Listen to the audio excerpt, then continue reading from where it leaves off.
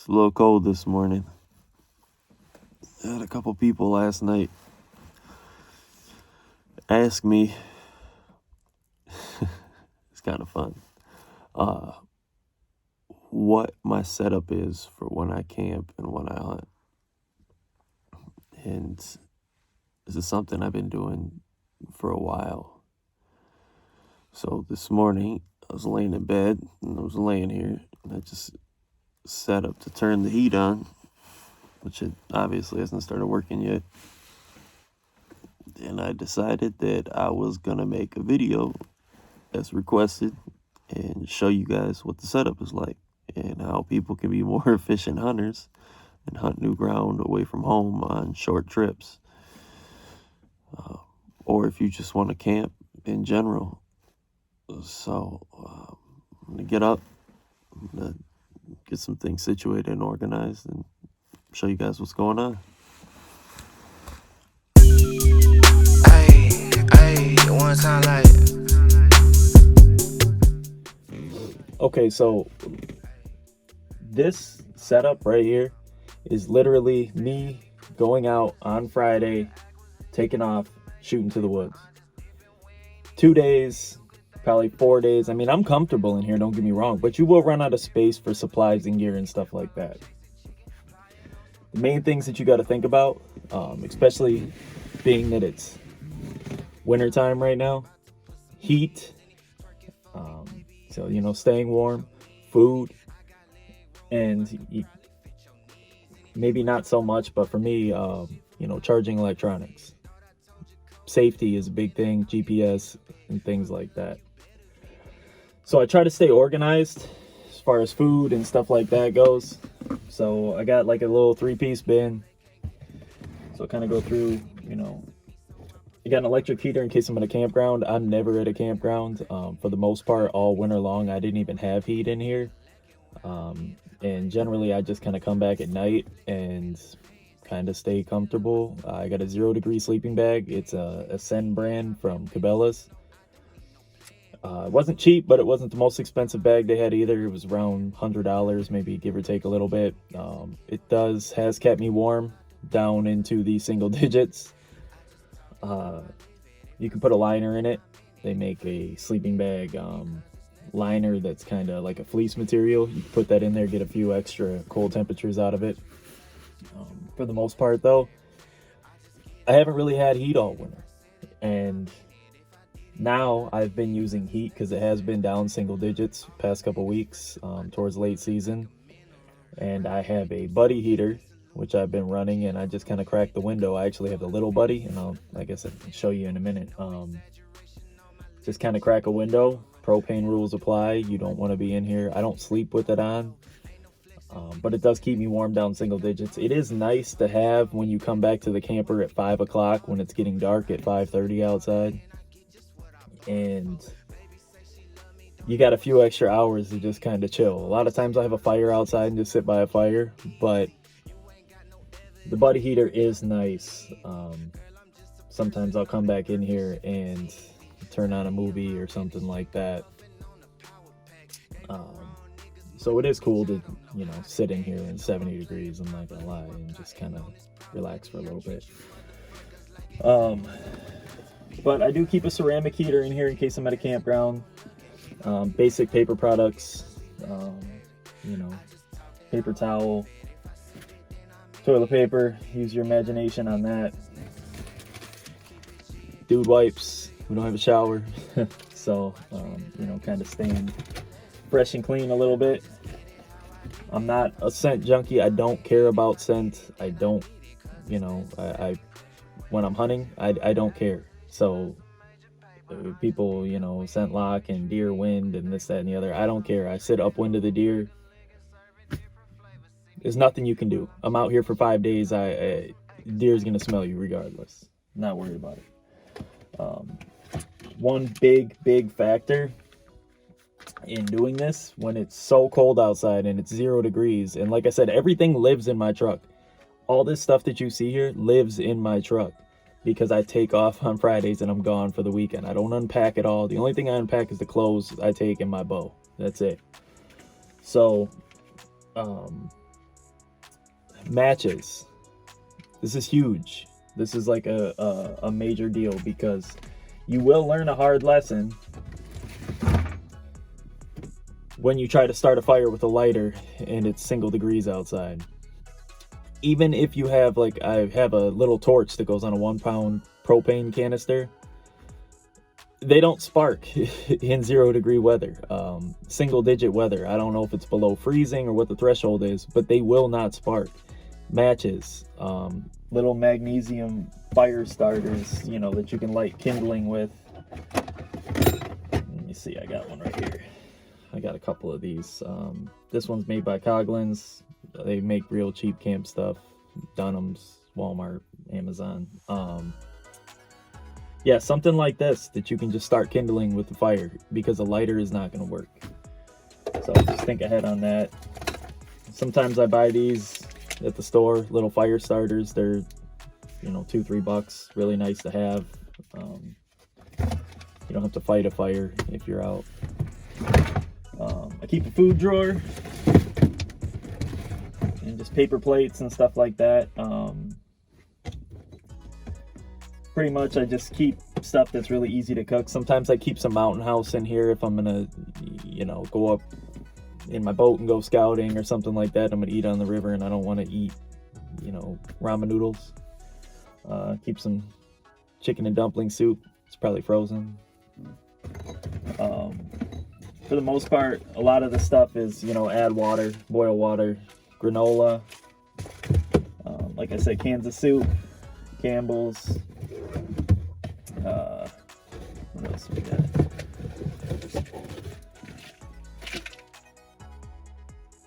Ramen. Hot and spicy chicken. Good stuff.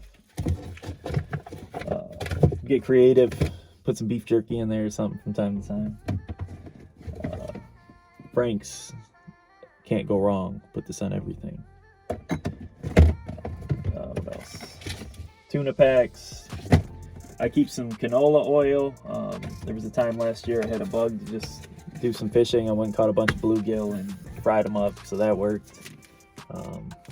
Keep some fish seasoning if that's the case. I do keep a Coleman camp stove. I really don't use it a whole lot, to be honest with you. I keep cast iron down here and sponges to clean them off. But for the most part, I mean, I do keep a cook set, you know. But for the most part, all my cooking is done on this little MSR, you know, pocket stove. It's a little backpacking stove. It doesn't weigh anything. It fits up and folds into this little container, and I just leave it in that little Stanley cook pot, which is cool. The Stanley has measurements on the inside. A lot of your backpacking meals, your Mountain House and stuff like that, calls for, you know, 12 ounces of water, 14 ounces of water. It's random stuff like that. So the Stanley little cook pot's nice. You can get that anywhere, Amazon, Walmart, whatever, anywhere you can buy camp supplies. They're cheap. Like I said, matches, they're out because this morning my lighter wouldn't light my camp stove. Coffee is super important when you're out here, at least to me. So I keep instant coffee. It's just regular Folgers, you know, scoop it in there. If I'm feeling froggy, I'll find a gas station somewhere and go get a nice cup of coffee, but for the most part, that's what I use. In the summertime, I do use one of those blue water jugs that holds, I think, 7 gallons. I will keep that in my truck. I'll fill it up at a campground, fill it up at home before I leave. But it's wintertime, so they're gonna freeze if you leave water in them. I mean, then they'll freeze quick. Last week I was having a beer around the fire and it turned to slushy while I was sitting out there. So when it's single digits like that, you just can't leave water in your truck. You can leave it in the cab, but those 7 gallons, they take up a lot of space. So a lot of times what I do is I just keep these and I'll fill these up before I leave, or even just stop and buy one. Worst comes to worst, you can just buy a pack of water bottles and use those to cook with, and whatever you need to do, wash your hands and stuff like that. I mean, filled this up yesterday and it was pretty warm. It's already pretty cold just from sitting here overnight. The buddy heater will keep this really warm. Like right now, like I'm super warm. I mean, it's also blowing in my face, but they blow up. So one thing that's probably a good idea that I haven't done yet that I'm going to do is just mount a fan up here on the roof to kind of blow that down, because hot air rises obviously, and it will keep you super warm up here, but down by your feet it might be cold. You know, that water's pretty ice cold and I'm super hot, so that, you know, that's one thing. One thing that I do with that pocket stove and the Stanley Cup, I kind of created a little package. I'll put the pocket stove that matches my little camp silverware. I'll put that all in to the Stanley, and then throw one of those little butane cans, not the big one, but I keep a small one. It's considerably smaller, really little guy. I'll throw it all into a dry bag like this. This is Sea to Summit bag. There's other ones, Walmart has them for really cheap, but you just kind of fold it down, you know, keeps everything dry. And I'll put a can of ramen or anything like that in here, toss it in my bag if I'm going scouting for a long period of time or something. I'm going to be in the woods for a while, that way I can just have a meal while I'm out there if I get super hungry. Water bottle, obviously, small water bottle. And I also keep, while I'm out there scouting, I'll keep a little battery pack for my phone. GPS, like I said, is very important to me. Sometimes I don't know where I'm going and I'm just kind of walking aimlessly. It's not the safest thing, but that's what you do, I guess. When you start finding deer sign, you just follow it. So another tip, I guess, that's really nice to have is I actually insulated the floor in here with just like an outside carpet. Just cut it around the wheel wells and just put it down. It is nice to have under your feet some, you know, fabric, I guess. Adds a little extra layer of insulation and potentially keeps you warm. But I used the extra. I just cut, you know, a little bit, made a mat. It's really nice to have when it's snowy and stuff like this outside, because you can get outside and get dressed and change your shoes, your boots, your socks before you go hunting. You don't have to stand on the bare ground, which isn't, it's like worth its weight in gold. Pro tip. With that, some type of camp shoe is a big deal. Whether that be some slides, some Crocs, whatever. If you have like some type of slip-on, whatever, anything that you can just throw on when you just jump out of the truck, and you know, if you got to use a bathroom or whatever, you're going outside to change clothes. Worth its weight in gold. So I do have a internet router that I added to my phone plan that works really well. I bought it from AT&T. Works very well, but the caveat to that is if you don't have phone service, you can't use your router. So for the most part, I usually have phone service in the places I hunt. We have pretty good service here, so it usually works pretty good. And it's nice to have, like I said, on those days when you're getting back to your truck and you're done hunting at like 5:30.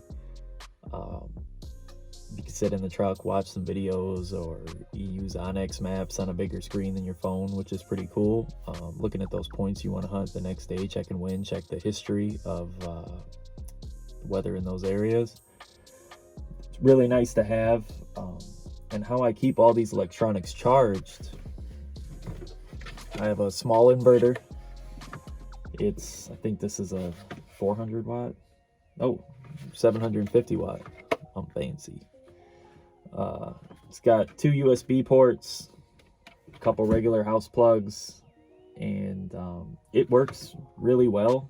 I don't run a whole lot of electronics. All I ever do is I'll charge my computer, or like I said, my router if necessary, but I'm never using the thing for more than a couple hours at a time, so nothing ever dies. I charge it before I leave home, and that's it.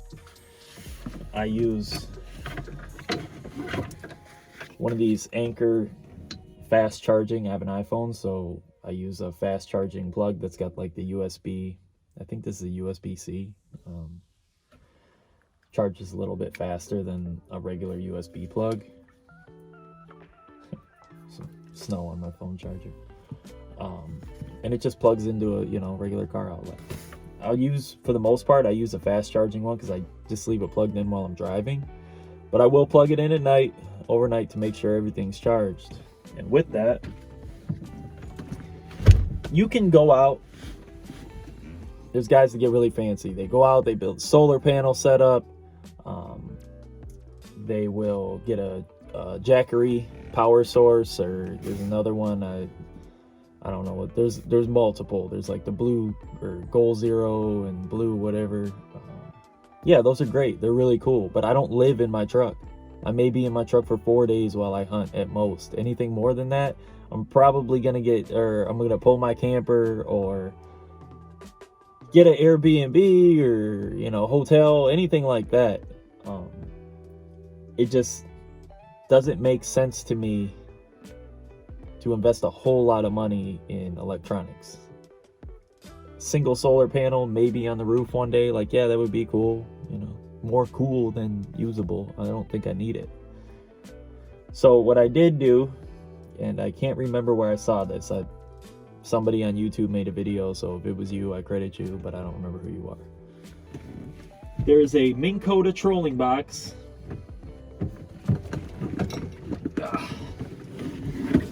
Woo.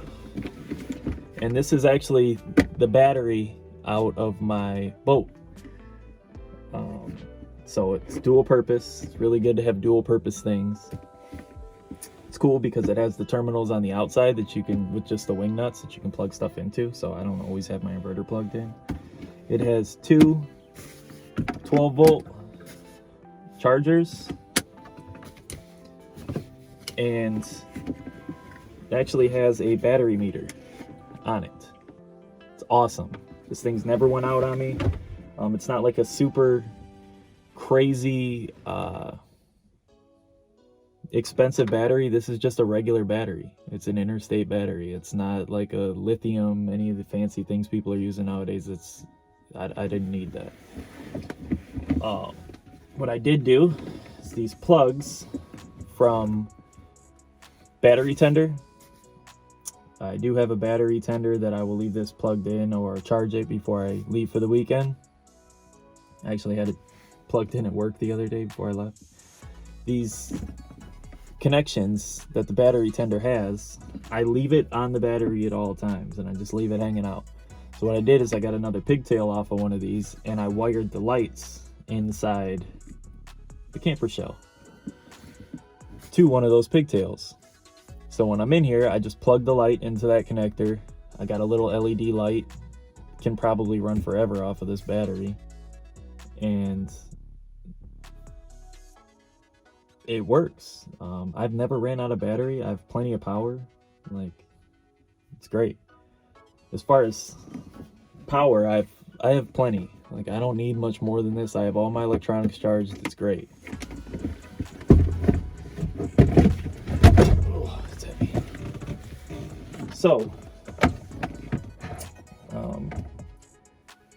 staying organized. That little 3-piece Rubbermaid, whatever it is, works great. I used to have just a big Rubbermaid tote, and I would just toss everything into it. But it started to get I started having more gear and piling things up on top of it, and it just got kind of a mess to get into. So having drawers like that is really nice, really efficient. I think I paid $20 for that. Again, Walmart, Amazon, anywhere. Probably Target has them. And a really nice addition to that is a folding table. So this thing folds right up flat. I can put it right next to it. Works great. I just pull it out to eat on, put a laptop on, watch movie, whatever. Little tripod for my phone and watch videos on my phone. I'm not living in here. Again, But I do tend to spend a lot of time in here.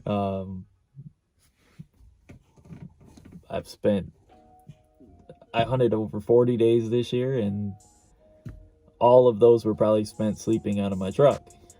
I don't live close to anywhere I hunt. I live in the city, and anywhere worth hunting for me, if I'm trying to get an opportunity at a decent deer, is, pretty far from me. We do have a lot of public land here in Michigan, but a lot of it is just oversaturated with hunters.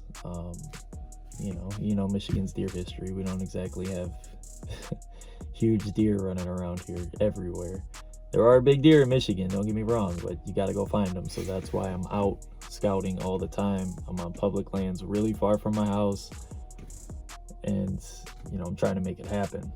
So I do tend to spend a lot of time in here.